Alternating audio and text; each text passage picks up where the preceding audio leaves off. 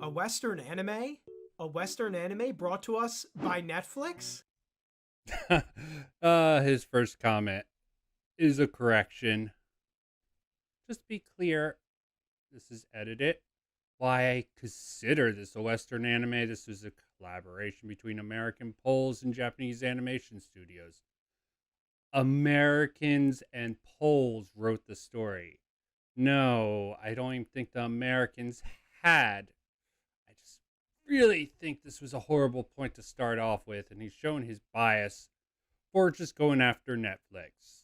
This almost seems more of a critique of Netflix than anything else. What could go wrong? Remember the last Western anime I looked at? Yeah, I called this sort of poison in the well. It sort of is. He's hinting that these two series have some sort of relationship when nothing can be further from the truth. The credits do not show really any Netflix influence over the series, and to compare it to the hot garbage of High Guardian Spice, or he's just trying to milk that terrible series to sort of give legitimacy. I don't really know where he's coming from, but this isn't even a serious problem with this video. I'm transgender. Cyberpunk Edgerunners is a new American anime that, from what I've seen, has gotten good reviews and been very popular. See, and him saying it's an American anime, his sort of correction in the comments, it's more Japanese and Polish than anything else. I'm not going to keep harping on that. I just want that stated for the record. Not American, and from what I can see, Netflix had almost no influence at all. In fact, I heard they were lucky to get picked up by Netflix, but that's just Being an anime and being made by a company infamous for its degenerate propaganda, it's right in my ballpark. propaganda. We're going to get into that subject matter in just a quick bit. I really don't know how that will go. To critique. The anime has many flaws, which I'll be going over in detail, but it also deals with some serious themes worthy of looking at. Nihilism, transhumanism, dystopia. Is dystopia even a theme? And I don't know where the hell he gets nihilism from. He really is going to have to clarify that for me, because I've watched it. I don't see the nihilism. Depends on what he considers nihilism. Considering he a Catholic YouTuber, in his public profile, maybe just not believing in God is the nihilistic part, which does not meet the needs for nihilism. All of these will be discussed. Edgerunners also provides a great opportunity to point out the problem with modern animation for adults as a whole. No, it is not a good soapbox for him to really use, especially with this clip of Archer. I'll wait for the argument, but I'm pretty sure, given everything else I've seen in this video, it's not going to be very good. Now, to be clear, I don't have Netflix and I don't watch their programming. However, I will critique popular media like this when it's warranted. I've also never been a fan of the Cyberpunk game franchise. I don't really know it, and I don't really care to know it. However, so he's just admitting sort of his ignorance of the genre, yet he thinks he's unbiased in this critique, which he's about to say. If you don't want to know about something, you're going to have a negative impression of it from the start. So that, by definition, makes you biased if you don't want to know about a certain genre. I think this puts me in an even better position to critique the show fairly, as I have no bias either for or against. No, you have a bias against it, as you clearly stated. This contradiction. You don't want to know about something. You want to remain ignorant on a subject matter because it's offensive or degenerate in your particular opinion. It's just the hypocrisy of this and this statement just strikes me as so funny. Against Cyberpunk. And like any spin-off or sequel, Edgerunners should be able to stand on its own 2 feet and be judged on its own merits. Being unable to do that is failed writing. Graffiti and the homeless. This squalor is in spite of the fact that the city has technology that's far superior to our own today. Really, if you into madness.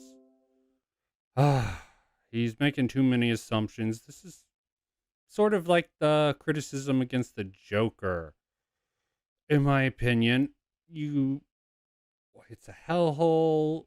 He just assumes that because we're taking a very narrow slice into David's life here, okay?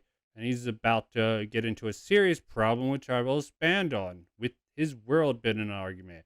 Through the show, no one really questions it. Members of the audience who don't know Cyberpunk are left asking ourselves, why are things this way? I understand that people who are already Cyberpunk fans might know how the world got here, but the show still has a duty to at least give the audience a summary. I guess that would... No, it does not have a duty of any what to give the audience a summary. You're shown just this kid who grows up in this world. From the point of view, because this is definitely a point of view introduction into the series that is going to expand outward as his ignorance, much like, well, I can't say Pax's ignorance actually is cleared up from watching the show at all, because obviously he's happy with remaining ignorant if he can push his idealism about how world building, when this isn't even about the show. When you take a look at the parts I did, maybe he gets into the show, but let's see his nihilism, which is coming up. mean explaining complex societal problems that Netflix is scared to talk about. Oh, Netflix is scared to talk about. Netflix has nothing to do with the show. Frankly, this is coming off as what people dub SJWs. But this guy's a Christian. He talks about Western values in decline. So even these freaking more conservative-minded people are picking up the rhetoric of pretty much the progressive movement to say that media should be pushing and explain the details. No, storytelling can be told however they want.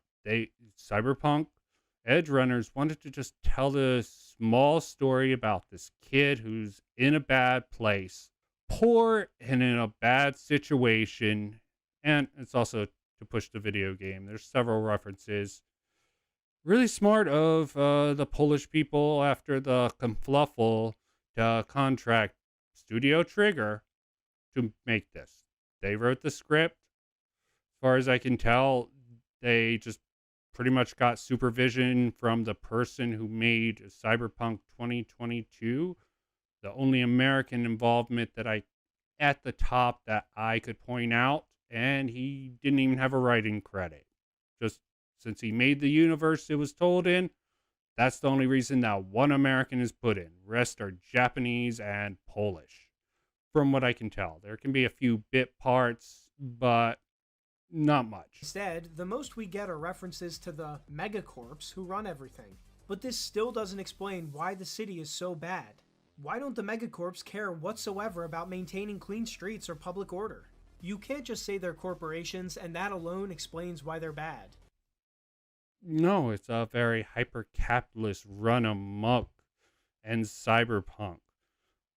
I can't say it's perfectly conveyed in the first story, but I think they do a pretty good job of waking the audience up to that fact. He's just riding on the subway and shit's going on. The critical moment where he really learns that money's king in the city, and anyone who's not familiar with the Cyberpunk franchise or this particular Cyberpunk franchise will know that if you don't have money, higher ups don't care about you by the end of the first episode. The first episode establishes this very well. Let's see if he points this out. He's putting these criticisms, let's just call that dumb criticisms for now, and see if he backs them up later. Also, isn't it interesting that Netflix, a corrupt corporation, is here to tell us what corrupt corporations really look like? Netflix has Really, very little to do with this, from what I can tell. Too many of your points should not be on that. The people running Night City are all heartless scum, and nothing can be done about it. In reality, of no, he's doing a false framing here. There's a lot of people just trying to get by in a crummy existence. Of course, things are never that simple. Poor living conditions like those in Night City can almost always be directly traced back to human decisions and government policy. A city being a hellhole is not an inevitability. This leads to the first problem of the show. It promotes a nihilistic worldview. And here's the first real problem.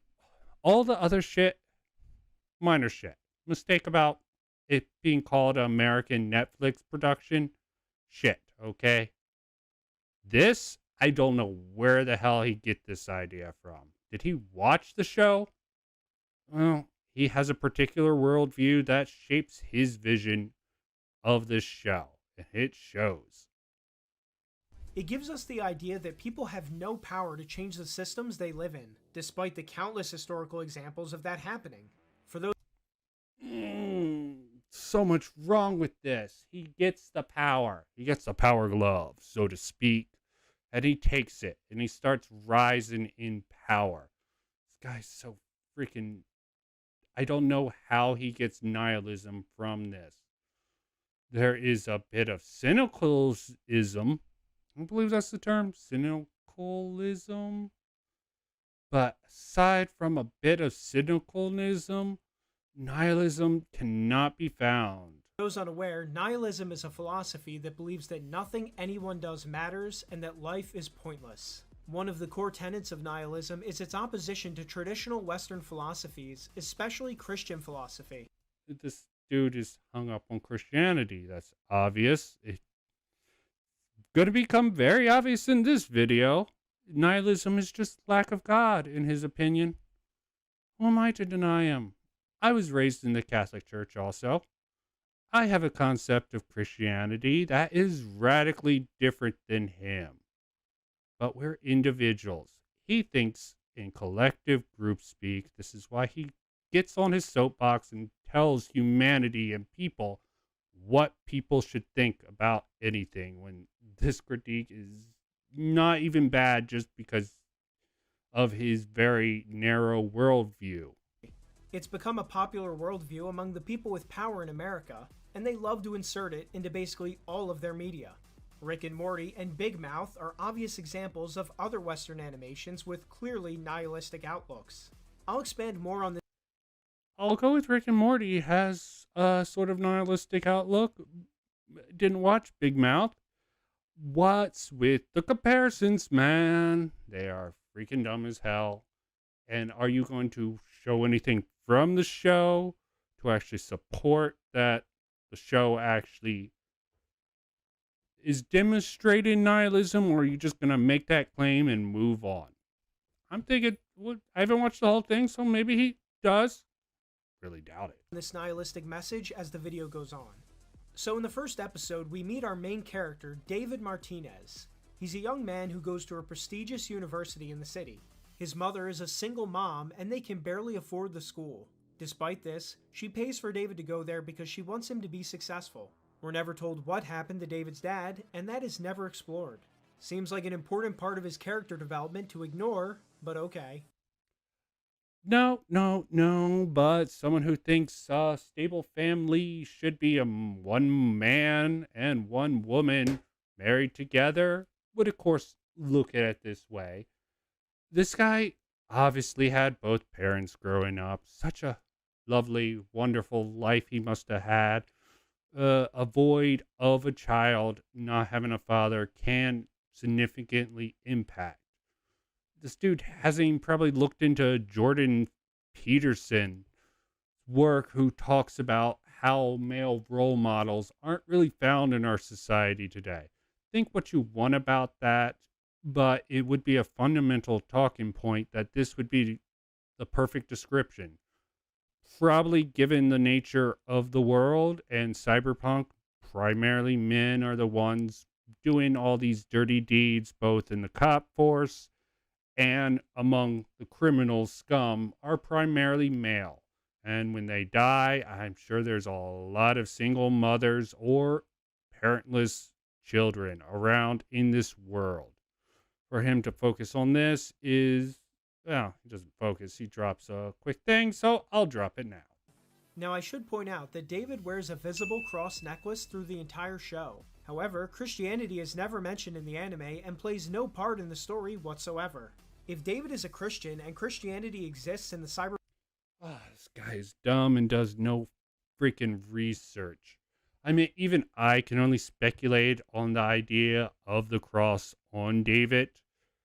Well, his name alone. David, was the Holy King. And if you knew anything, if he realized that Studio Trigger actually produced this and it was an offshoot of Studio Gynex. Hope I pronounced that right. I pronounce that every Gynex, whatever. But yeah, Studio Trigger branched off from Studio Gynex, and Studio Gynex did Evangelion, well, Neon Genesis Evangelion, and that had a lot of Christian symbology within that. So this is probably most likely a nod to that. But the Japanese treat Christianity more as a mythology. Again, I guess PaxTube here isn't a fan of Jordan Peterson because the Bible is one of those, even if you don't believe of it, believe that what is in the Bible is real. It's definitely a story built to be propagated, like some people do the Jesus Superman comparison. That's how explicit just the story of the Bible is. The greatest book ever told, some people say. I think it has some validity to say that, but doesn't mean that just because it's a great story that people have to believe in it to actually respect the story that it tells. Cyberpunk universe? Why isn't it being explored? The obvious explanation here is that being an infamously Explanation being is you're a crackpot who jumps into any chance you have to say people are anti-Christian. I'll agree with you. The hate of Christian and Christian values is a little disconcerting to me, but to say that this show is part of that trend, I think is unfounded for many different reasons. anti-Christian company, Netflix didn't want to have an actively Christian main character. Can't have that, especially in a nihilistic show. This of course begs the question of why they even included this necklace. Christianity isn't a look, it's a religion. So as the show goes on, Oh, he is offended. Sorry, I didn't catch it. So the cross is a exclusive trademark of Christianity. This is so fucked up. Other beliefs have used the cross. Hell, the cross was a crucifix that was used to hang up Jesus. The Irish culture had their own cross completely unrelated to Christianity. It's a very powerful symbol, the cross. And to say him wearing it and not representing Christianity, of course that offends him, so he would note it. we see more and more aspects of what makes Night City a true dystopia. One positive of Edgerunners' depiction of dystopia is that it shows some things we actually would see in a dystopia. Homeless people on the streets are strapped with self-masturbating machines, and VR porn is shown as widespread. People waste their lives away in VR fantasy worlds as they... Yes, many dystopians do this. He's going to actually bring this up. It's one of the few points I'll agree with, is that when you're poor and the technology used to appease the masses are available readily, it's a good way of controlling the masses to not revolt against them. I don't think he gets into that deep. He just hates porn. He has at least 2 videos. Some about porn destroying the mind and hentai destroying the mind, just harping on the same anti-porn boot. He has some validity to those arguments, but I'll have to cover them at another date if I think they're worth it. I'm wondering about that with this video. They get plundered by the society's most powerful. Transhumanism is common and used by many people. Sexual liberation is shown as the political tool for control that it is. I, for one, would have liked to have seen this explored even more. Yes, tell us more about how a corrupt ruling class uses sexual degeneracy to weaken and demoralize the population. Alas, we don't... He's really also leaving out the individual choice to do these actions. You can give up and just go with your base instinct. And probably the lack of parents due to dying would tie into this significantly. Go to your base instinct. The BDs, brain dances, virtual realities. Just get lost in a fantasy. as bad as Ready Player One was. It actually explored this idea of how people, the real world is so shitty that they have to escape to a virtual world. As far as I'm concerned, it's done fairly well in here and it makes fairly good sense. We don't get that. And actually, Edgerunners itself engages in the exact over-sexualization it criticizes here. More about that later. There's war-level crime on the streets and no one cares. People suffer brutal injuries and medical teams only bother to help them if they're rich enough to be policyholders. Oh. At the top level, that is correct. It's made to be the issue. It's a systemic issue within Night City. They prioritize their policyholder. And I guess PAX 2 has a problem with this. I have a problem with it on a fundamental. The doctors do no harm. They definitely should have standby, but they're trying to make a point and show this explicitly in the anime. And he's taking this as, I don't even know what his point is here. It sort of defeats his bad world building argument because this is the world building and he uses it to really to do what? I'm not even sure. Those who die are cremated without any funeral and have their ashes dumped into metal cartridges. If Christianity does exist in the cyberpunk world, it went extinct in this city long ago. In fact, we don't see any religion in the show. Most character motivations are money or power, and God or the afterlife are never... Okay, that is incorrect. Money or power. There is an honor among thieves that is clearly established early on. It might take you by surprise with how it's set up. The downtrodden have a weird dynamic. Even the doctor, you start understanding where he comes from. A greedy doctor. It's just a cynical old man. Those out in the field know they have to help each other, help them through hard times and other issues. And he isn't even bringing up any of the emotional components of this series that are real critique, actual critique. Not maybe that's why it's called a series critique because he has no emotion. You can't figure out all these crazy emotions the characters are going through.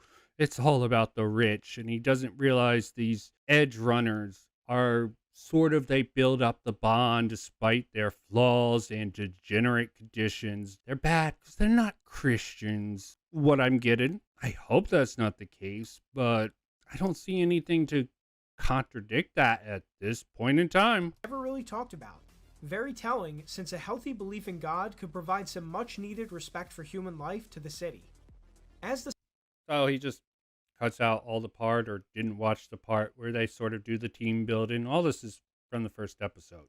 The story progresses, David's mom is killed in a random street shootout and he's left on his own. He's no longer able to afford rent or his education. Unlike Batman, who dedicated his life to fighting criminals after his parents were killed by senseless crime, David decides to turn to a life of crime.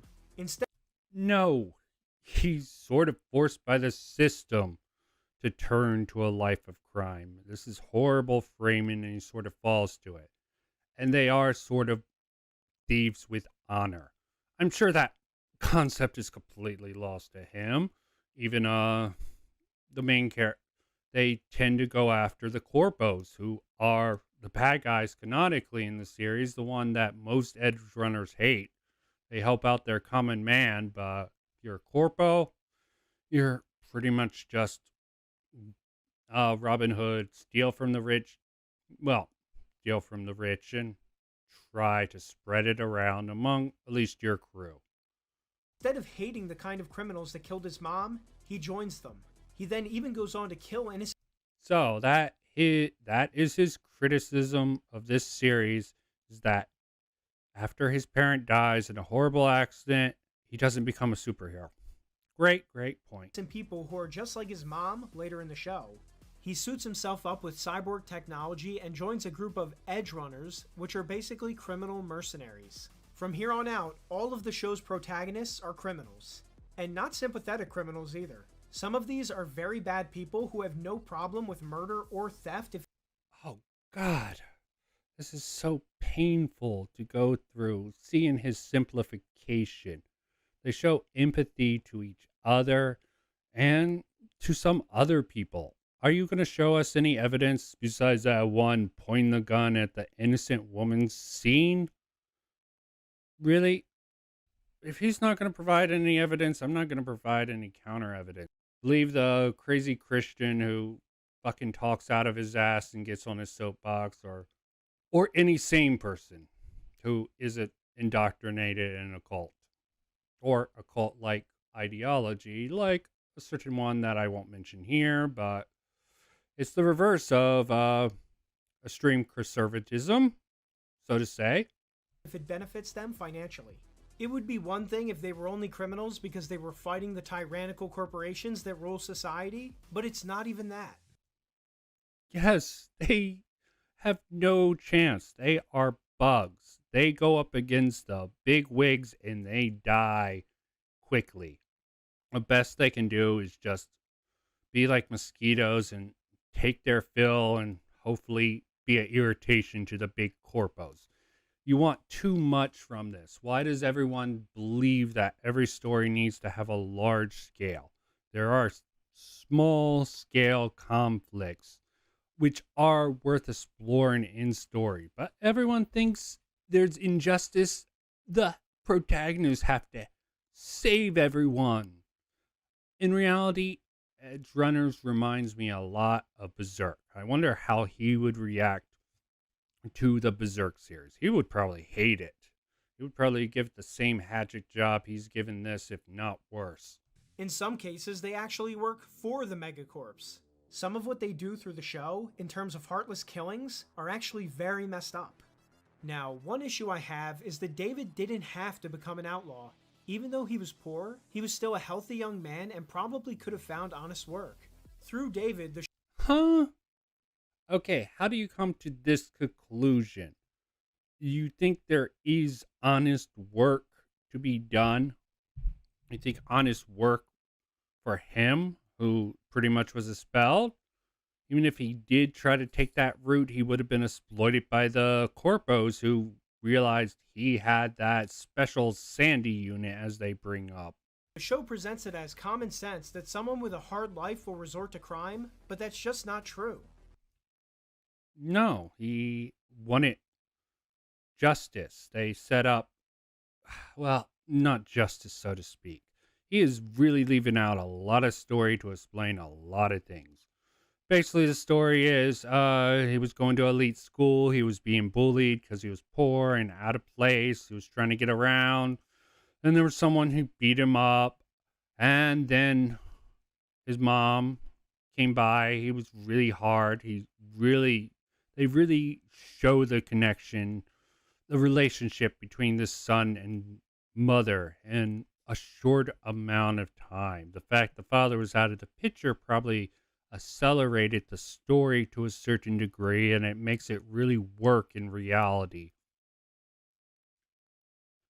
So, when she dies, and the bully basically calls him, well, the bully beats him up at one point, and when after the mother dies and he's in depression, he just breaks out, puts in this crazy military implant that the rip doctor says will probably kill him, and he'll keep it, but he's a crazy old kook, so he installs it.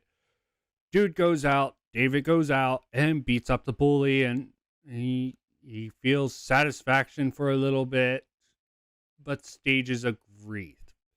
The fact that Pax Clue is clueless about the human condition to not bring up these elements. He could have worked those elements in. He still might, but I'm sort of doubting it. The sort of grief, the depression David was going to after his mother.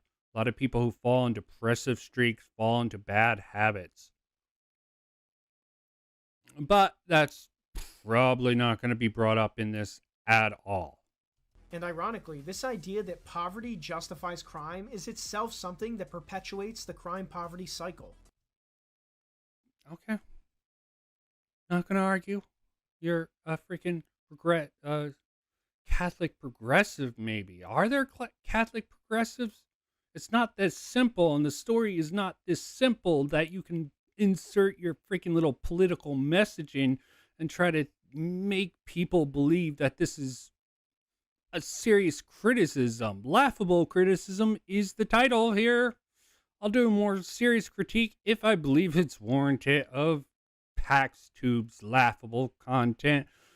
I mean, a lot of his content, I see some value in it. It's very surface level to come to the conclusions he comes to, but this is just tip of the iceberg. It's something that's just undoubtedly off its rocker. Okay, it's someone who only has a very biased, narrow worldview could put out a video like this and think it's good. The chaos and crime caused by criminals ruin people's lives and take away the trust and security which is vital to a healthy economy. David's mom is actually the perfect example of how crime creates poverty. She was paying for a promising future for David, but after criminals killed her, he lost all of those financial opportunities. Many people in David's situation then turn to crime as an easy way out, as David himself did, and the cycle continues. The only way to break this cycle is for criminals to be removed from society and for society to collectively agree to follow moral. How could anyone watch this with seriousness? How is this a serious critique of Cyberpunk? This is a serious critique of what he thinks the world is. And he's going to inject it into any piece of media he can. This sort of biased worldview is just so sad that he thinks he can use this as a way to propagate to people. Maybe he's exploited anime fans with this, and that sort of sickens me to a bit. If he's consciously making the decision like anime fans are such lonely losers that I'll just do I'll call it a serious cyberpunk critique and really just twist the video so they'll think this is the problem with the world. This is not a serious critique of cyberpunk. This is a serious critique of the world that is sadly not connected to a dystopian future, unless he's going to make the argument that we're living in this dystopia in some way. Then, in other words, the real world has poor world building. Rules. Without these things, cities are slowly hollowed out until they're the very hellhole that Edgerunners is portraying. You could argue that Edgerunners isn't endorsing the lifestyles it portrays, but I don't know. Like I said, they did make every protagonist a criminal. Oh, and criminals with a heart of gold is a trope for a reason.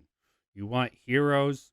Get a different series. The anti-hero is probably overdone. The anti-hero, the sort of subversive take on the superhero genre, subversive take on every freaking thing at this point, is just gone over the top. And maybe that's what this is. This is a parody of a actual critique. Maybe I'm just judging it too harshly, not for what it is. You know, when you inject politics and not actual jokes into a video like this, it makes me wonder. We eventually meet Lucy, the show's main woman. She's a pickpocket and hacker who works in the Cyberpunk group that David joins. She's both a runner and a smoker, which is a bit contradictory to say the least. Her and David gradually develop a romance, and she confesses to him that she really... It's not a contradiction. It's probably some symbolism. And who even knows what she's smoking? She's not necessarily smoking anything that, well, assuming she has natural lungs, you would have to also assume whatever she's smoking does damage, and there's too many assumptions in there. At least for my taste. Minor point, but thought I would bring it up. likes him, but she's afraid he'll die. He promises her that he won't. Now, one thing to note about these mercenary groups is that they're unisex and women work right alongside men. Now, I understand that they're all cyborgs, but women and men being perfectly equal fighters as they're shown in the show is still a bit unrealistic. Sorry, I had to pause it and take a moment to just internally whinge at that. He has no concept of fighting styles. Women, especially with augments, have certain abilities that suit them towards certain styles. They have Lucy here, right here. You see her weapon of choice is a very womanly weapon, a wire cutter. It makes good use of her character, more tactical, less direct, and can hold things down, a multiple use. I'm not going to call him a sexist, not going to call him a sexist. It's just very stereotypical, even amidst with cyber augmentations. Let's see if his point solidifies into something that isn't 5 times the retardation of most of these arguments. I mean, there's some points to it, but in this story here, I don't see it.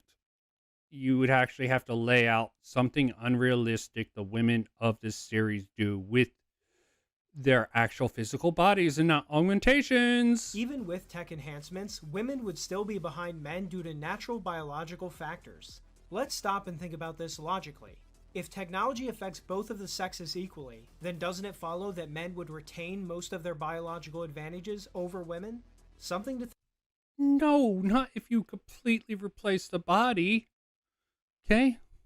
Oh, this is just so dumb and just pushing a political message where it does it. Yes, men are naturally stronger. Women can get stronger than certain men. It's really hard without aid, and the strongest woman in the world will never be a match for even a not even like the strongest man in reality. But that's the real world, and that's without cyber augmentations. But again, you have to, this is just seems so desynced with the world and so much of a point out of left field. I don't even know what else to do with it. think about. The group is led by Maine, a heavily suited up cyborg. Other members include Kiwi, a hacking expert, and Rebecca, a tiny female fighter. Some people have called Rebecca a lowly, but fortunately her character is actually a grown woman who's just short. Her size actually varies wildly from... Okay, well, at least he's not going to get on the lowly bandwagon.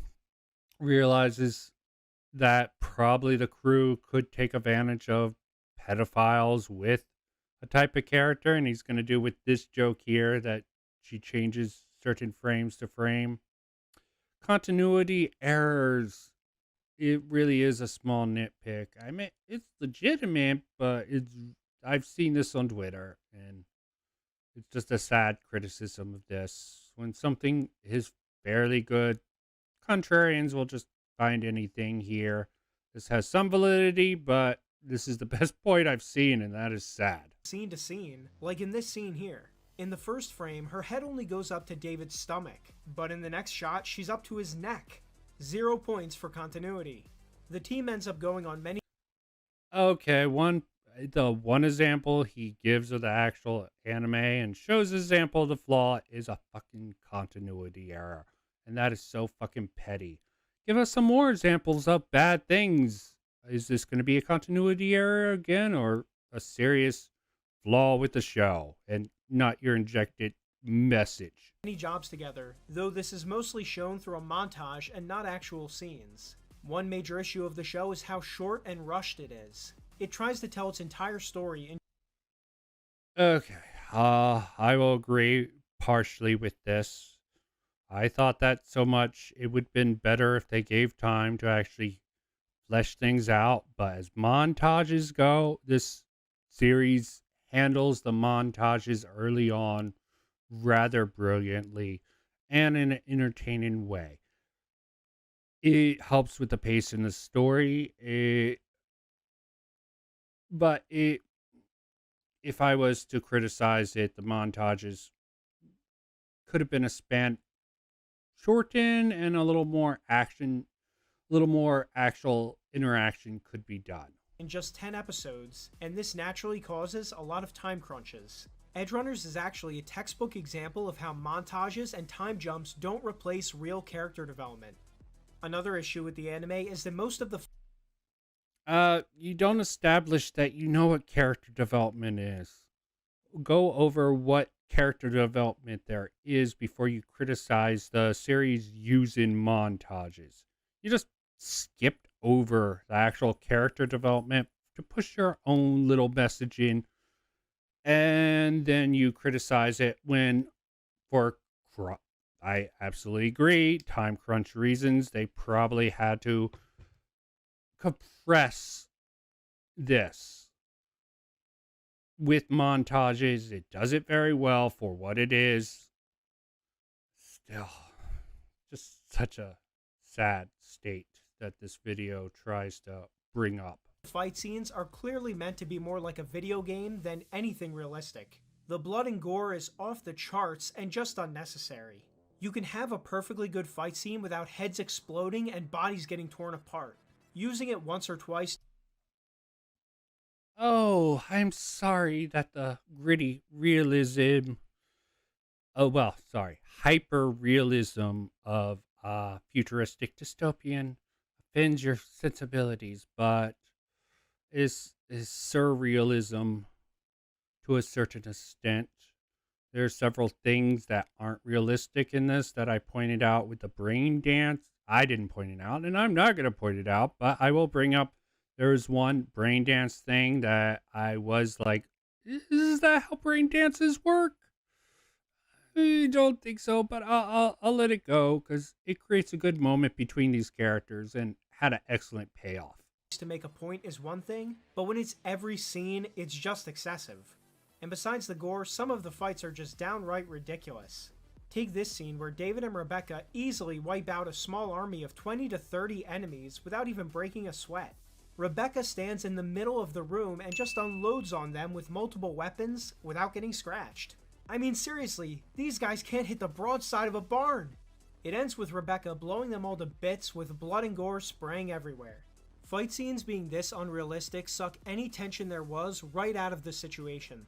But the pro-crime message and the silly fight scenes are just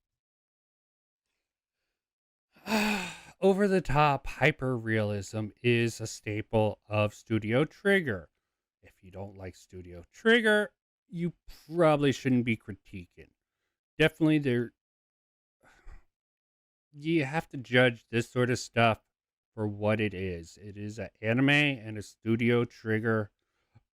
Not quite the power of friendship, but pretty close. And okay, I'll give him that point.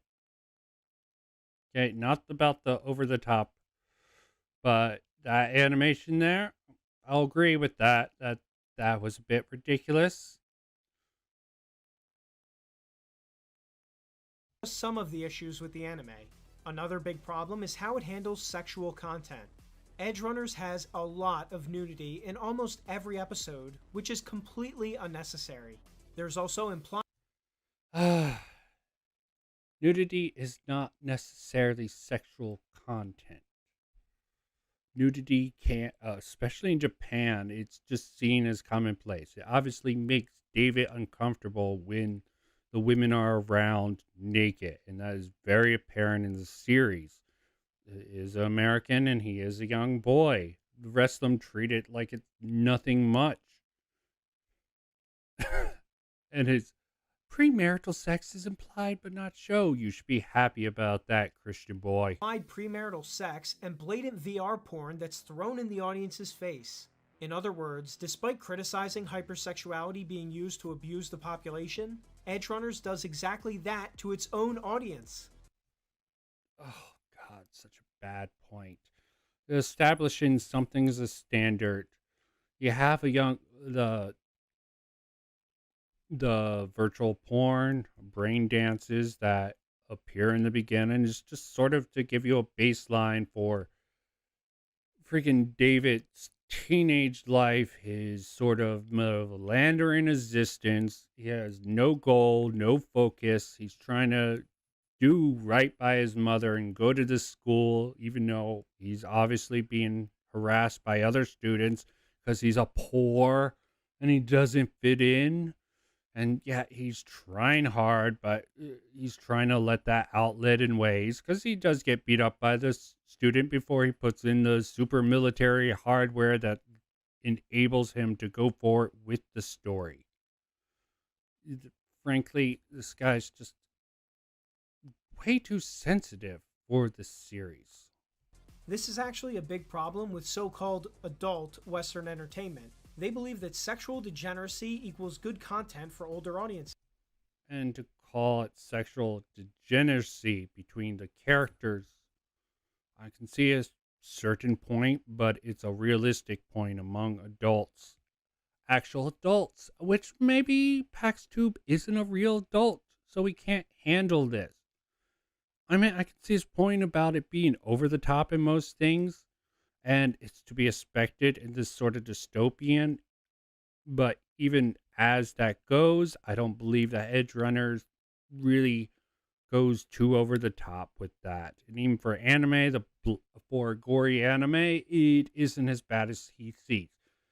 He just doesn't watch enough ultra violent animes. I've had my fair share of ultra violent animes, and some of it's pointless. Trigger used this opportunity to get a little bit of it out, but it's nothing comparison to some just shock jock blood fest that some things turn into. And that's sad that he has not enough exposure, but he talks about anime so much, such a limited selection, and uses it as a pedestal to say Japan understands all these things, but this Japanese property goes too far. And I'm offended because I'm pretty much Catholic justice warrior. But it's not. It's just degeneracy. What makes a good story for adults isn't mindless sex or nudity. It's a deep story, complex characters, meaningful symbolism, And basically, you skipped over all of that to harp on a few flaws that the series does actually have. Completely skipped over some of the good points to push your little propaganda, which not even all Christians would agree with. Degeneracy is just a matter of degrees and a matter of context. There is a little bit of that sexual humor, but between the young people, it's sort of innocent. And yes, they do apply the sex happen, but they don't show it. And that is a rather tasteful step that I can respect. and a positive message. You don't need sex or gore to do any of that. The simple reality is that nudity is put into these shows for coomers to gawk at and to demoralize the audience. And how would you know that?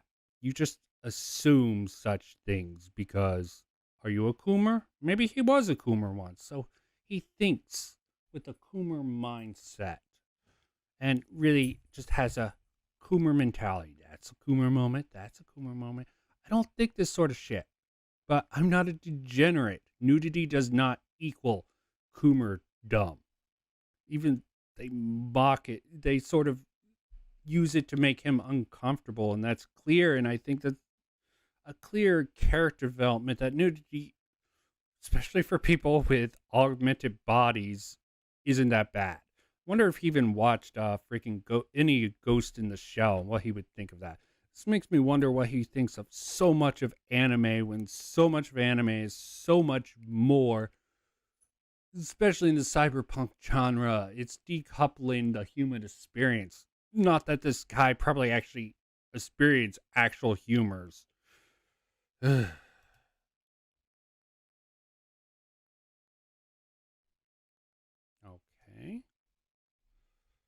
That's not working. Yes. Just for the record, I don't think this guy experienced actual human relationships. It just doesn't seem to be that way. Audience. It's an attempt to make people think that sexual immorality is normal. Yes. Harp with your little conspiracy mindset. Just because you have a deep Coomerdom deep in your heart that you're suppressing with the power of God does not mean everyone thinks like your Coomer inner child. It isn't necessary for anything else. And actually, one of the big strengths of the anime genre is that it strongly avoids premarital sex. Western anime should take note. Ironically, premarital sex is part of what leads. You do not watch enough anime to say that. Yes, they don't explicitly do that. I'm definitely going to have to cover some of his more animated related things. I saw the Trash Taste podcast bring up, and those guys have gone to a certain territory of morality, which just fucking is sad considering the content freaking anime man puts out. Gigu sort of pushes back on that a little bit in that podcast. Not that I watched it directly. I saw someone else cover it. I think it was that guy with 13, Necron 13, covered that on a live stream. And it was just cringe fest all around. To dystopia, as it creates fatherless children, rampant abortion, STDs, infidelity, and a general breakdown of family culture. And how does this relate to the actual story? Please make a relationship. This is an easy relationship you can make to the series, but are you going to take that effort, or are you just going to do such a break in the video? Hey guys, if you want to prevent a dystopia, one way to do that is to discourage premarital sex. Now, And if you want to create your little Christian utopia, maybe we can fly you to the moon so you can mate with the fucking stars. Edgerunners' credit, David and Lucy do stay in a committed relationship for the entire show and don't get involved with anyone else. It doesn't erase the problems I mentioned earlier, but it's not as bad as it could have been. The two really should have just gotten married, but Netflix can't have that. Really? You're trying to push marriage on anime couples? Are you a secret shipper? Is this why you're in that talking about the anime community, or do you just know the stupidest anime people and have the stupidest anime takes and think this is a Western cartoon for some stupid reason? Maybe you could consider Poland, where most of the writing came from. I'm sure there was some corrections to it to fit Studio Trigger's style. The writing credits are quite extensive. There's a few Japanese names, a few Polish names, no English names that I saw, but I just did a quick scan of that. Put a ring on Too it. traditional. Now, one good thing in Edgerunners is its commentary on transhumanism. Transhumanism is the ideology that believes that human beings should be biologically enhanced or outright replaced with technology. It sees the natural human form as inferior and undesirable, and as such, it seeks to modify it in extreme ways. So for example, a technology installed into the human body that allows it to carry 10 times the weight of a normal human would be an example of transhumanism. The cyberpunk dystopia is the definition of a society that has fully embraced this transhumanistic concept. In order to engage in his mercenary lifestyle, David has to fuse cyborg parts into his body. These parts give him amazing superhuman abilities, but they also come at a horrible cost. You see, people attached to these cyber systems eventually lose their minds and become what the show calls cyber psycho. I haven't really commented because all this is pretty accurate. He's just describing the reality for once of the series, which I commend him for. He agrees with this message. Let's see how he's going to distort it through his Catholic worldview. In other words, while you may get a temporary boost from becoming a cyborg, in the end you lose your mind and your soul. One of the characters even tells. Yep, trade-offs. Full Metal Alchemist, equivalent exchange. This is why a lot of Western media properties don't work. Characters get power with really not much work and make mistakes and decisions without much consequence. And that is not found in this series. This series portrays that in a very well done manner. David the technology, pushes your soul to the edge until you lose yourself forever. I find this to be a solid warning against transhumanism. And as the show progresses, David... Okay. This is not just a warning against transhumanism, something that's just pretty much a meme in reality. There are some people who actually believe in this sort of idea, and I understand how a Catholic would dislike this, or any Christian. It does put doubts on the soul, basically piecemealing this stuff away, but pushing yourself to a stream in any area or losing yourself to anything. Definitely, there's a lot of things to lose yourself in this world, and this world is encouraging the people to lose themselves to freaking drugs. Well, not really drugs, more BDs, brain dance, simulated reality with that fucking masturbating machines that he brings up, or just losing yourself in crime. I went over that already, but him taking this point so seriously when it's such a joke in the real world is sort of funny. I don't know what circles he runs in, that he runs into a hardcore transhumanist and think it's a real problem in our society, but more power to him. If there was a lot of people with this sort of thought process, but of course, he never established why the show promotes nihilism or why he thinks Netflix had anything to do with its development. gets more and more symptoms of cyberpsychosis and has to resort to extreme drugs to alleviate them. What the cyberpunk world gets wrong is its idea that humanity embracing transhumanism is inevitable. That is by no means the case. If our society continues... Well, I will agree with that. There will be transhumanism is only one path. But of course, this guy probably doesn't believe in evolution, that we will adapt to become stronger, faster, smarter. Even I have some doubts about that sort of significance before we freaking hit that Fermi bottleneck. Oh, maybe I shouldn't use that term to any of his fans. Doubt they'll watch this, or anyone else. Fermi bottleneck is just basically where we're going to have to get off this planet at one point. I'm not even going to say in the next Elon Musk's, like the next few hundred years, but at some point, sometime far in the future, our sun will freaking span and then eventually go supernova. We'll have to come up with alternative fuel sources to keep this lifestyle. Some alternatives is primonism. Sort of go back to maybe steam-powered stuff, because we won't have any oil unless we get fusion technology, which also a lot of religious types dislike. Think that the super collider is going to create a black hole that'll suck in the earth. I can't discount that possibility. That's why this sort of stuff could be done in space, just for safety reasons, but I'm not sure how that would work in the real world.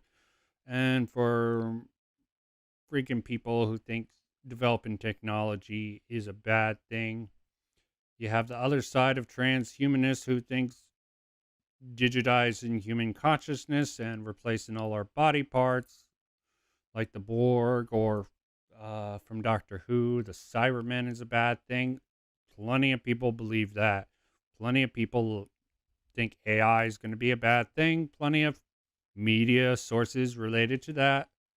I don't know if it'll be bad, but it is a possibility. In its atheistic, nihilistic approach, then it might. But many religious worldviews condemn transhumanism as evil. Catholic philosophy condemns transhumanism because, unlike medicine, which takes the natural human form as a baseline and attempts to restore it... And there's some religions who believe even getting a blood transfusion is sort of going against the will of God. This is why religion overall, I don't trust it too much, just like I don't trust the transhumanists. As many as them going around sending pathets and proclaiming, oh wait, I don't see that ever. I see more religions trying to promote all their freaking kooky ideas than I do transhumanists. Transhumanism wants to replace man, to surpass him, and views his natural bounds as unwanted limitations. Transhumanism, thus, despises mankind. So I have excellent news for the people No, he's definitely straw man in transhumanism. I don't know anyone deeply into it, so I'm just taking a guess, but let me steel man transhumanism. They believe that, if I was to guess, that transhumanists believe that we can improve the body, improve the mind, and overcome a lot of the problems, pain, misery, the sort of evolutionary bottleneck. Maybe we can get off this planet with the aid of technology. I don't know. There's also genetic engineering. That's another path that we might take, and that might go horribly wrong also. But taking this video seriously is getting hard to do. discouraged by Cyberpunk. If Western society became Catholic again, Cyberpunk's world could not become a reality. All the transhumanism and Oh God, the propaganda being peddled here is just like, dude, not everyone's gonna be. Did he say Catholicism and not just Christianity? Because there's too much division in Christianity. Just follow the Catholic, buddy Jesus. We got a new look, dogma, yeah. crime that I've been discussing does start to catch up to the group.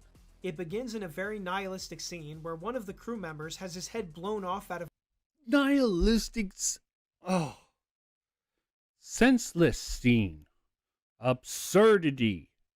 Just because you call something nihilistic does not. How is it nihilistic? Do you understand what nihilism is? This dude is a dumbass. He thinks, oh, this guy's just peeing. This is just all his friends go off. He's like, hey, get the fuck out of here, man. Oh, look at those cyber. And he gets, boom. of nowhere by a random cyber psycho. Despite this brutal murder, none Yeah, it's really a shock to the system. The series set it up well. You do not expect it. They hint at it a little bit, especially with the eyes. You're like, oh shit, this is going to turn bad. And it turns bad. And that sets things up on, that starts the slow decline.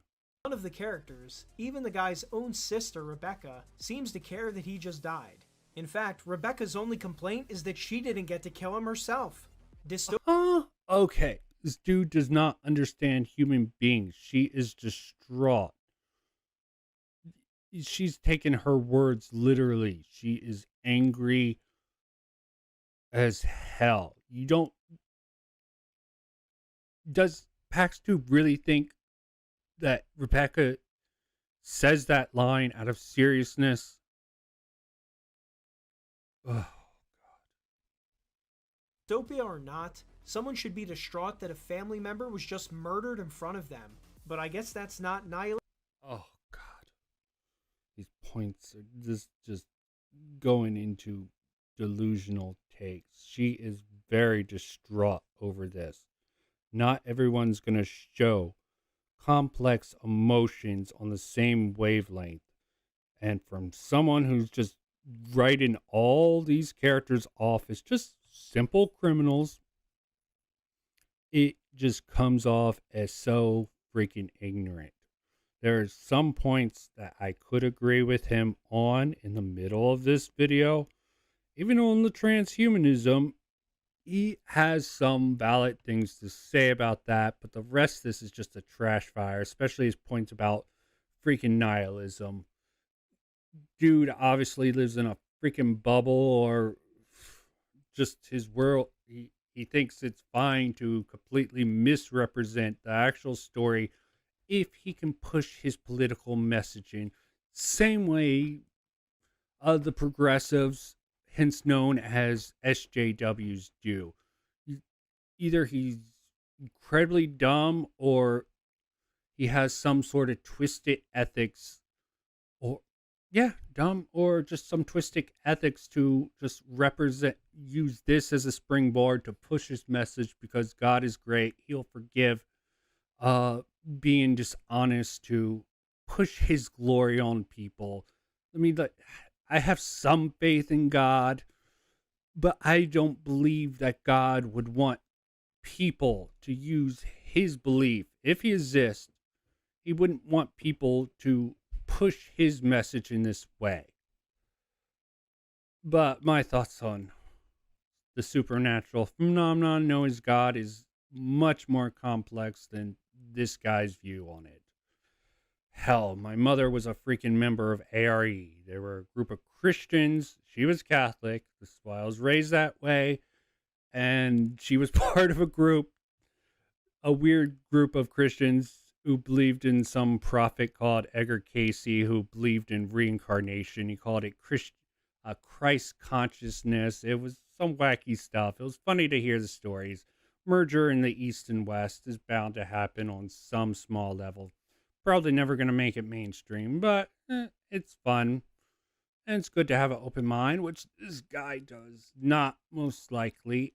I would love to actually investigate him on this, but I doubt I got one comment from him, and we'll see if he ever responds to that. I was quite critical. Thought I would watch this. Maybe I shouldn't even try to go into the comment section. Didn't turn out well for me last time with you know who, if you watching this and know me, know any of my previous videos, that is. Realistic enough. And things for the group only go downhill from there. Maine begins losing his mind to cyberpsychosis. He gets several opportunities to scale down his equipment and possibly prevent the insanity, but he decides there's no going back. He basically resigns himself to his own doom. Because of this, he ends up going insane, kills his own girlfriend, Dorio, and gets himself killed too. Maine's refusal to seek help and his resignation to death are behavior patterns common in drug addicts. Many convince themselves. Yeah, absolutely. He has an excellent point. Again, there are a few in here. I guess even his worldview has some semblance that line up with reality. This is why I really couldn't tell how bad he was in some of his previous videos. I also didn't look deeply into them because, to be frank, I just wrote him off as one of these nut jobs, but I'm trying not to do that anymore. I'm trying to just engage these people, no matter how stupid I think their points are, to see what their appeal with at least a certain segment. I guess some people 4K views just like Kratos is, so I think these people are jokes, but obviously I'm not the only one around, and there's at least a few people. I wonder if 14K is sort of the bottleneck, or is this just a coincidence? They're in too deep to stop, or they've damaged themselves beyond the point of recovery. This hopeless outlook prevents many of them from making the hard but necessary changes to turn their life around. In Maine's case, it ends in tragedy for him. Well, it's hard to recover from addiction. And a society that does not have apparent exit routes for dealing with addiction, as I imagine the cyberpunk world would not want that. They make the stuff illegal so this won't happen as much. But his points are valid here, but his sort of conclusions are off, in my personal opinion. Him and his entire team. Now, you would think that after this catastrophe, David would learn from Maine, leave the life of crime, and stop dabbling in transhumanism. However, he does not. He decides to go in even deeper and become his own mercenary leader. He gets larger and more extreme enhancements to his body. This leads to a disagreement with Lucy, who wants him to scale everything down. A word of advice? Sometimes you should listen to your woman. The main villain of the show ends up being a mega corporation called Oh, sometimes you should listen to your woman. Sorry, took me a moment to process that. That's just so funny. It's like, it's sort of hinting you normally shouldn't listen to women ever. But in this case, she had a point. Sorry, that's just took me a moment. I'm just like, really? Did he just say that? Am I taking this the wrong way? Let's do this back. Decides to go in even deeper and become his own mercenary leader. He gets larger and more extreme enhancements to his body. This leads to a disagreement with Lucy, who wants him to scale everything down. A word of advice: sometimes you should listen to your woman. The main Sorry, sometimes you should listen to your woman. Priceless. villain of the show ends up being a mega corporation called Arasaka. They develop body modification and cybernetic technology. They're ruthless and atheistic with no regard for human life whatsoever.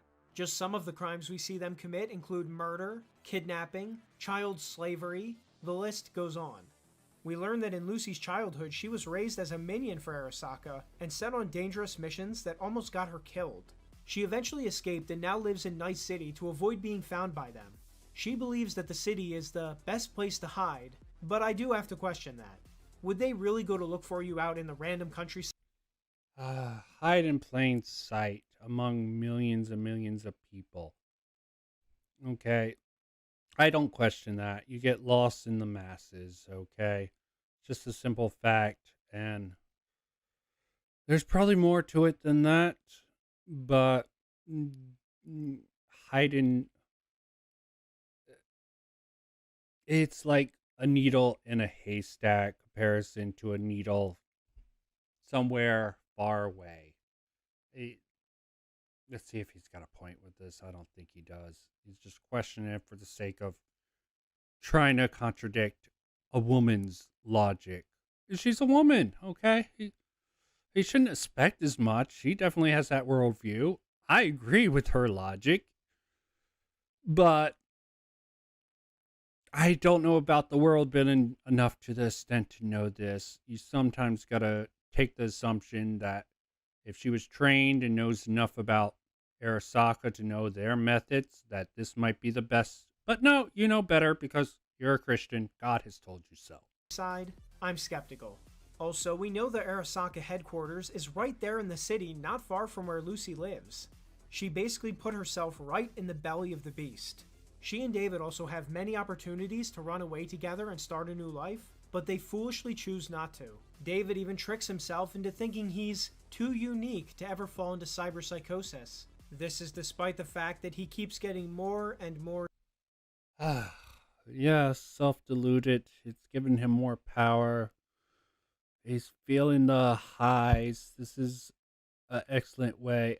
It's a weird metaphor for drug use, and it's not completely apt. Let's see where he goes for it. I just don't like these points being made. Yeah, he has no choice. He's all in, all out. It's the Night City way, and it's probably a looser point in this that this is ultimately circumstances so completely misunderstanding that he thinks fucking Netflix has some sort of say in this. Maybe they had a little bit of say, but I doubt it. This was mainly produced by CD Projekt Red to try to get players back in. And that's my personal opinion, but it's working. So I think I'm justified in saying that opinion of mine is probably correct. And they cared about, CD Projekt Red does not care about virtue signaling so much. I think there was one instance where they sort of backed off, but overall, they do not do that well. They try to do their best. You could say they gave Witcher over to Netflix and they turned that into diversity, but that wasn't the worst version of diversity. They had some problems with the story structure that I could find in it that people criticized, and they criticized the second season for taking steps to mitigate it reluctantly. I'm not sure on that front. Or symptoms. This refusal to recognize reality will later cost him and Lucy greatly. Eventually, Arasaka takes notice of David and hatches a plan to trick him into testing their new war cyborg suit. In the final few episodes, David is tricked into doing it after they kidnap and threaten Lucy. With this new suit taking over his body, he's now guaranteed to go psycho and die. Lucy is able to get to the moon, where she always wanted to go, but even this rings hollow. She said that her only true fear was David dying as an Edgerunner. She only wanted him to live, and now her worst fear has come true. She's alive, but David is not. The ending of Edgerunners is a sad one, but it's also a hollow one. Almost Dude, it's a tragedy. It was bound to be a tragedy. all of the characters we met in the show die, and the world is barely different from when the show began. The Megacorps still rule, they're just as heartless as ever, and David and Lucy weren't able to have a happy ending. In many ways, it's a hopeless ending that aligns with the nihilistic themes of the show. If we wanted to be You did not establish the nihilistic themes. There isn't nihilism.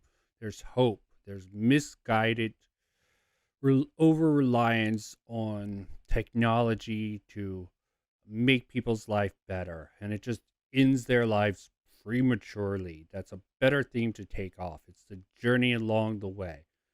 I agree that the montages sort of strip the viewer of some of those more better moments, but there is a certain balance you want in stories. It doesn't value it in the way you do. The ethos, which is stated in the anime, so you wouldn't have to play the video game. Maybe it isn't so explicit, but Lucy and David have a conversation. You either live a quiet life or you go out in glory. It's a celebration of life. It's definitely a more warrior mentality, a criminal mentality, but it does not make them bad people. Everyone's bad. There are no good guys. There is no good ending. It's just the time you spend with your friends. And just because you don't think they have any value, because you just label them as criminals, they do have ethics and honor. People outside of their ethical bubble, like Christianity or progressivism, are evil people. They're not, for the most part. There are exceptions to that rule. Most people are trying to be good people, and there's some people who just think they do bad things to get ahead, and they'll do better, but you get lost when you do bad things. It's just a vicious cycle, and that's almost the point of this. You have limited time on Earth, and what happens after isn't up to us. solidify this, it could have shown some other ways out for the characters. Instead, it gives us a pretty hopeless picture. They could have Storylines overall. I mean, yeah, they had to adapt this in a certain way, but it was sort of their way. moral things they done, it would basically be saying crime does pay. But even then, when we look at the villains, since Arasaka never suffers any real blowback for its many crimes, the show kind of does tell us that crime pays. Oh, Johnny Depp, you're such a sexy man. Let me act gay for a moment to make any of his viewers. Okay, I'll give up with that bit. But seriously, Arasaka, they have sold their soul. The higher ups are even dictating, showing the path of David. And David's process from the moment he put in the experimental cyber implant was sort of decided, sort of like fate of the cyberpunk world. And the anime on its own supports that idea. Establish it well. There's no going back. He might think that there is a way back, but there is no social institutes really established in the series to rehabilitate someone going the path of a cyber psycho. And he's not even bringing up that point. Maybe God, if they would have turned towards Christianity that supposedly doesn't exist in this world, maybe they should just had a church and him go to, oh, the video game did have a church, but the pastor or minister, I can't remember who, was sort of a criminal also. Everyone's criminals are corrupt. And this is just not the thing for someone of moralistic details. They won't be able to get the value they need out of this sort of story. It's just a very simple-minded methodology. Maybe he'll follow it up with something decent. In an interview, one of the anime screenplay writers explained that the gangs in the cyberpunk world attempt to use violence to overcome the inequality of wealth and status in their society. He points out that this life of crime comes with its own set of problems. This does explain some of the show's philosophy, but I still think it could have been done better. The problem with this explanation is that in the anime, the Edgerunner crew doesn't take a principled stand against all megacorps. In fact, most of their time in the show is spent working for one megacorp. Tell me, how could have they? I know you say the world building was poor, but it doesn't seem like you understand the world building that was even there if you don't understand that this is an all oppressive corporocracy. Corporatism, I believe it's called technically. Corporatism run rampant. If you don't understand that and think that nihilism runs through it throughout, I don't even know how to explain how off your critique is. Against another. That's not revolutionary, it's being a hired gun for the establishment. In the end, as you can tell, Edgerunners has a lot of flaws. See why I'm wondering about this? Catholic social justice warrior. I see the same traits of Pax Tube that I see in what people call SJWs, the progressive movement. And even worse is the freaking far left, who basically say they can lie, cheat, and steal if it's for the moral reason. I'm not going to say Pax Tube is that bad. You probably wouldn't follow that. Maybe just his worldview of the world lets him ignore the good values because they're not good Christian values. They're more good philosophy, ethics, psychology would probably be a better way. A fundamental understanding of psychology would help out a lot of critics online. In reality, I don't see enough of that being implemented. Not even really understanding of freaking socioeconomics to a certain degree. I'm not even that great on that subject, in the fact that just so many critics miss the mark when criticizing the world building, when they don't even consider how the world is built and how it's put together. It just baffles my brain. Some people shouldn't be critics. Some people just talk a good game and peddle their wares to their little niche audience. He obviously is doing it for Christians and probably Catholics in Pacific and people. But really, what good is this doing besides another nail? And just, I won't say direct misinformation, but saying it's the error in the beginning just is really crucial for me to believe anything else. And his little soapbox speeches about Christianity and Catholicism really seem out of place for a serious critique of Cyberpunk Edgerunners. It didn't take time to properly flesh out the characters with the precious time it had, relying instead on gory fight scenes. Completely disagree. Give me an example. You just say it as a matter of fact, and you skip all those details for your little propagandic rants. Okay, I cannot agree with that. Fine to peddle propaganda, but really framing it or using a popular title to sort of push this shit irritates me to a certain degree. Why not just talk about Jesus and God and the decline of Western values without fucking dragging something like this in? Obviously, you respect anime to a certain degree, but you're just talking about a small sect of anime, and anime as a genre is so much larger than most people consider it. I'm a jack of all trades.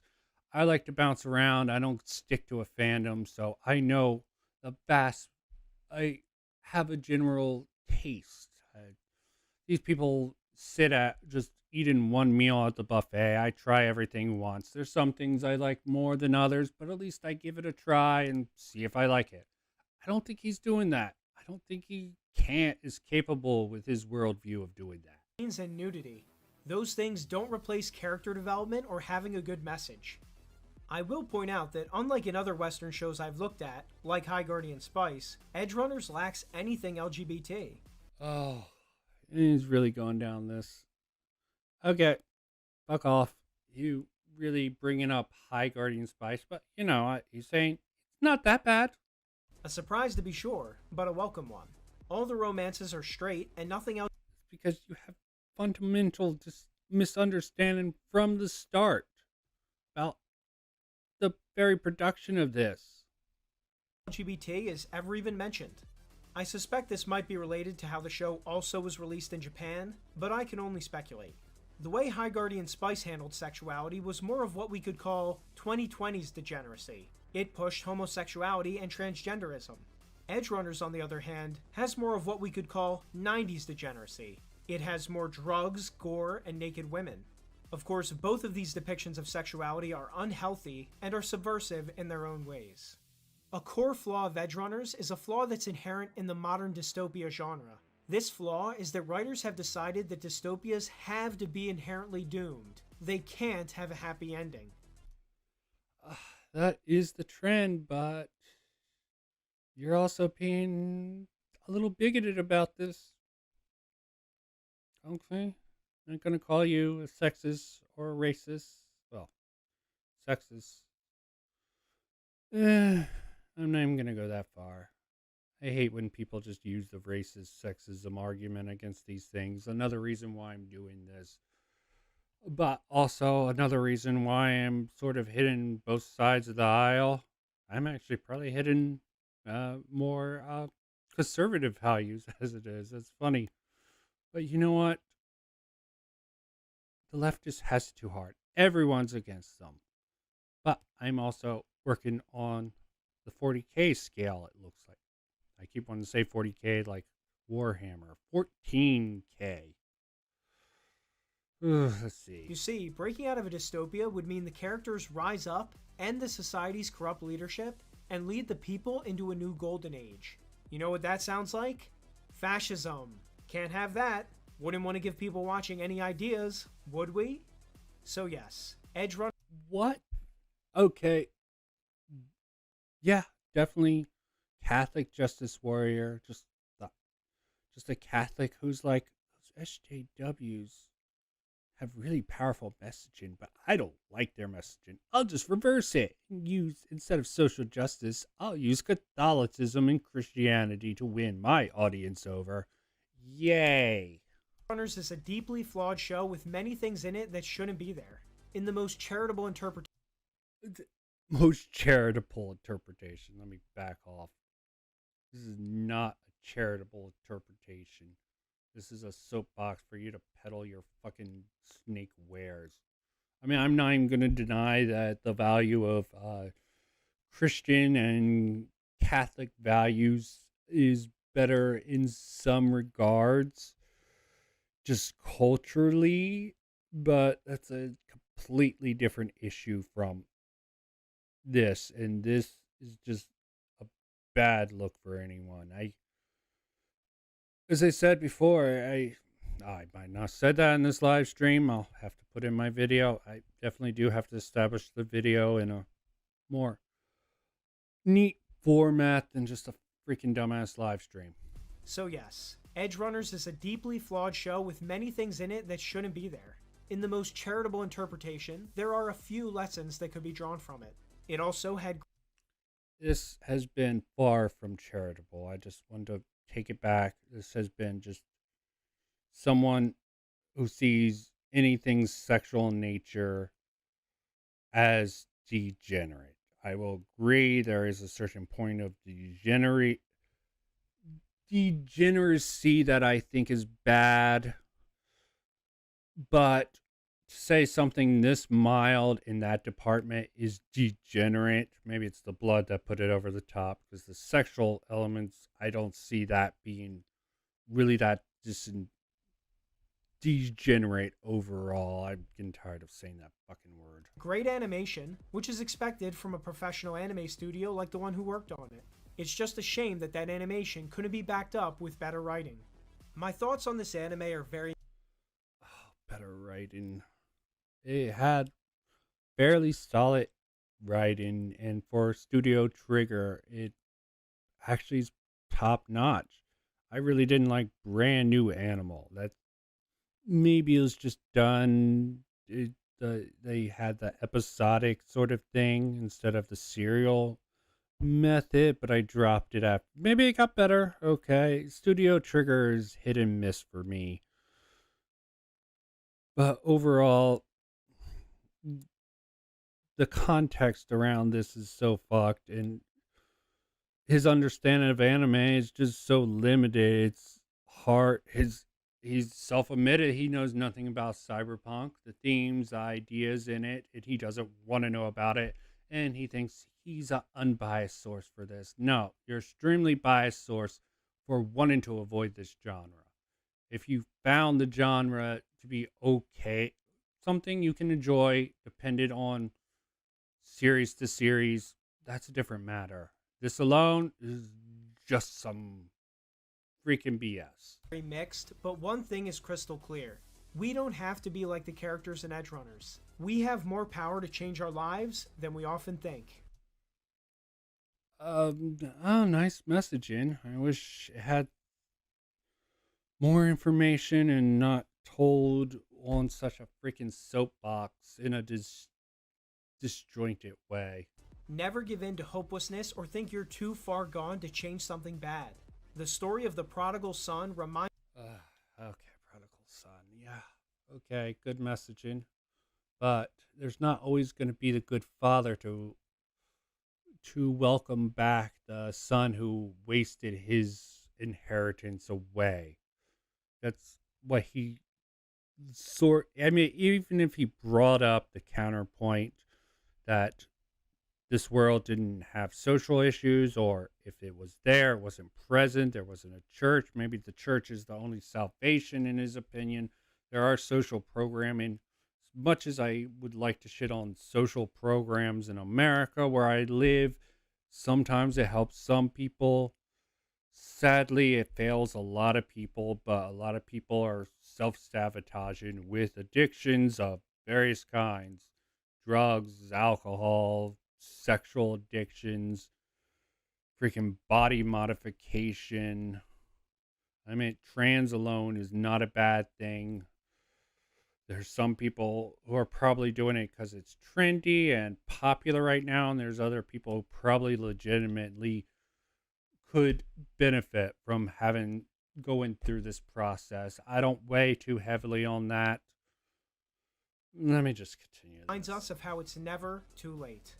Whether our civilization goes the way of cyberpunk is something that's ultimately. Oh, social media alone is definitely an example of someone who has a freaking big head because they got some views, some subscribers. Maybe I'm overestimating. Maybe he was this cocky from the video, from his start of his video, but social media tends to get to people's heads. That can become an addiction. Social media is another thing that definitely could have been brought up with all the messaging. It probably would have been a bad fit for this particular thing, but he had it so much other shit. Why not bring up social media? Because he uses it to spread his word. So it's a good thing. Ultimately going to come down to us. If more of us changed our philosophical outlook of the world and mankind, maybe we could. No, you're basically saying if more people became like you, very limited in thinking. Why I do agree that the Christian mindset can help certain people of different degrees. There are it won't work for everyone.